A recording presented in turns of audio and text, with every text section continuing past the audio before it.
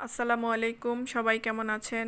আলহামদুলিল্লাহ, আপনাদের দোয়ায় আমরা ভালো আছি। তো চলে আসলাম আইরিন টিপস অ্যান্ড ট্রিক্স চ্যানেলে আরেকটি ভিডিও নিয়ে। তো আমরা অনেকেই দেখা যায় বেগুন কেটে রেখে দেই, তখন বেগুন কিছুটা কালচে কালার হয়ে যায়। তো সেই জন্য কিভাবে কাটার পরে বেগুন রেখে দিলে আর কালচে কালার হবে না, সেটাই আমি আজকে আপনাদের সাথে শেয়ার করব। তো আমি এখানে রান্নার জন্য বেগুন কেটে নিয়েছিলাম, তো ভাবলাম এই ট্রিক্সটা আপনাদের সাথে একটু শেয়ার করি।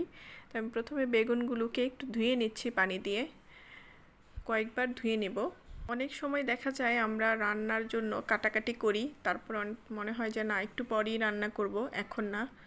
তো সেই ক্ষেত্রে দেখা যায় বেগুনটা যদি আমরা কেটে রেখে দেই, তো বেগুনটা কালচে কালার হয়ে যায়, ব্রাউন কালার হয়ে যায়। তো সেই ব্রাউন যাতে না হয় সেটাই আমি আপনাদের সাথে শেয়ার করব। তো বেগুনগুলো ধোয়ার পরে আমি বেগুনগুলোকে পানিতে ভিজিয়ে রাখবো এবং সাথে আমি 2 চামচ লবণ দিয়ে দিব। লবণ দিয়ে পানিতে আমি এভাবে করেই ভিজিয়ে রাখবো।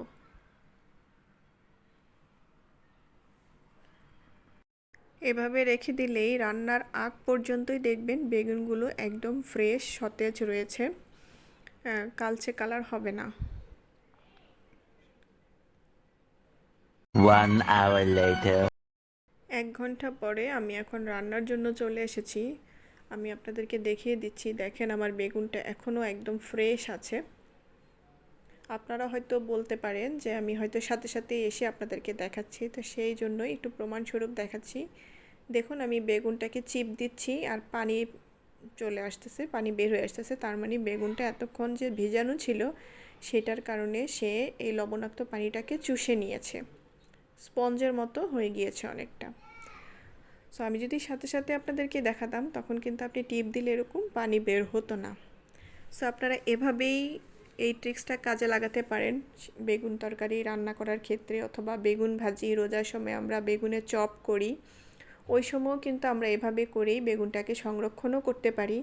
আপনারা যদি অনেক দিনের জন্য সংরক্ষণ করতে চান, সেক্ষেত্রে বেগুনগুলোকে স্লাইস করে কেটে হলুদ মিশ্রিত পানিতে কিছুক্ষণ রেখে ওগুলো ফ্রিজে রেখে দিবেন। বেগুন অনেক দিন কালচে হবে না, ভালো থাকবে।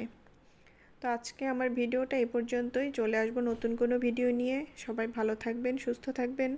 আল্লাহ হাফেজ।